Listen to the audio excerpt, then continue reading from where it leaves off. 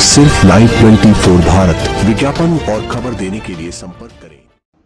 Thank you so much LG साहब, जिन्होंने बड़ी मेहनत से पिछले कई महीनों से इस प्रोजेक्ट को लुक आफ्टर किया। पिछली सरकारें तो केवल बातें करती रही पहाड़ों की, पर पहाड़ का सिरा भी पकड़ नहीं पाई।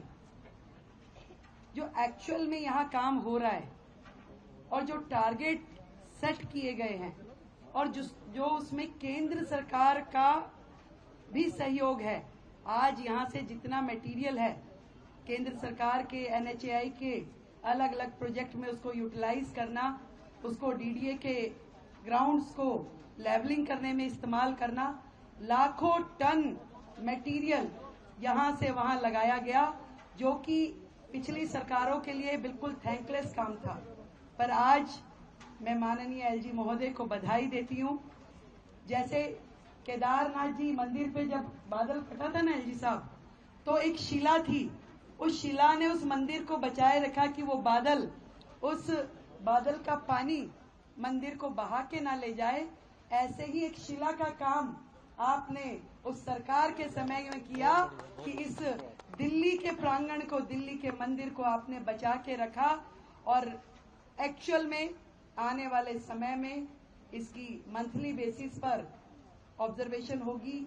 यहाँ पे तीनों अलग अलग साइट्स पे हम लोग विजिट करेंगे और साल भर में मैक्सिमम इसकी जो हाइट है वो खत्म हो जाए, एक ग्रीन लैंड यहाँ डेवलप हो जिसपे आने वाले समय में अच्छे प्रोजेक्ट शुरू किए जा सके। दिल्ली को साफ करना, दिल्ली को सुंदर करना, यही हमारा मिशन है। सरकार मिशन मोड पे है और डबल इंजन की सरकार डबल रफ्तार से काम करेगी। जय हिंद। जो मेरे प्रधानमंत्री मोदी जी का विजन था विकसित दिल्ली का, उसको साकार करने पे काम कर रही है हमारी दिल्ली की सरकार, हमारी माननीय मुख्यमंत्री रेखा गुप्ता जी, हमारे दिल्ली के माननीय लेफ्टिनेंट गवर्नर साहब।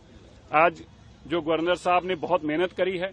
जब केजरीवाल जी अपने घर की किचन पसंद कर रहे थे, जब केजरीवाल जी अपने घर के लिए पर्दे खरीद रहे थे, जब केजरीवाल जी अपने घर के झूमर खरीद रहे थे, जब केजरीवाल जी अपने घर में जकूजी लगा रहे थे, तब हमारे लेफ्टिनेंट गवर्नर साहब इन कूड़े के पहाड़ों पे आ रहे थे। ये कारण है कि ये 70 एकड़ में जो बलसवा का पहाड़ है, इसको कम करके 25 एकड़ लैंड को रिक्लेम कर लिया गया है और उस 25 एकड़ में से भी आज 5 एकड़ के ऊपर प्लांटेशन ड्राइव शुरू हुई है हमारी माननीय मुख्यमंत्री जी के साथ, माननीय गवर्नर साहब की उपस्थिति में।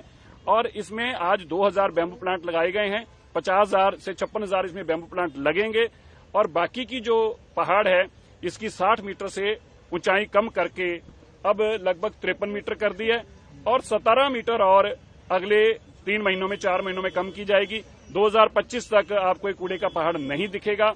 इसका लगभग 70% एरिया खत्म हो चुका होगा और 2026 तक इसको बिल्कुल बराबर कर देना है। इस पे बाकी जैसे 25 एकड़ पे पार्क बन गया है, इस बाकी भी 45 एकड़ के ऊपर पार्क तैयार हो जाएगा।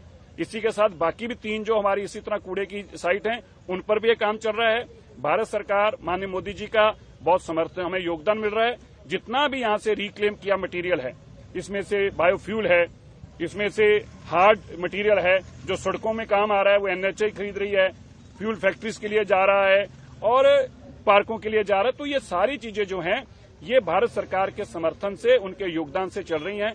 मैं दिल्ली के लोगों को विश्वास दिलाना चाहता हूं, आपको जो दिल्ली पहचान होती थी कूड़े के पहाड़ों के नाम से, अब ये दिल्ली पहचानी जाएगी दिल्ली के पार्कों के नाम से।